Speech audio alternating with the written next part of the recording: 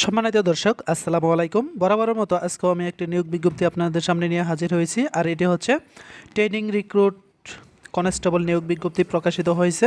আর আপনি যদি ওই কনস্টেবল পদে আবেদন করতে চান তাহলে সম্পূর্ণ ভিডিওটি দেখে তারপর আবেদন করবেন। দেখেন, এখানে বলা হয়েছে অনলাইনে আবেদন শুরু 1 অক্টোবর 2024 এবং শেষ হবে 15 অক্টোবর 2024।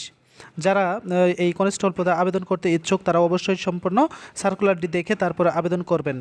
দেখেন, এখানে যে কিছু শর্ত দিয়েছে যে প্রার্থীর যোগ্যতা লাগবে 18 থেকে 30 বছর বয়স হতে হবে এবং যে সকল জেলার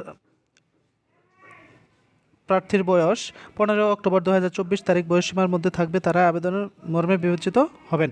তারপরে আর কিছু শিক্ষাগত যোগ্যতা দেওয়া আছে। দেখেন, এসএসসি বা সমমানের পরীক্ষায় উত্তীর্ণ হতে হবে, কমপক্ষে জিপিএ হতে হবে 2.5, জাতীয়তা অবশ্যই বাংলাদেশি হতে হবে, অবশ্যই আপনাকে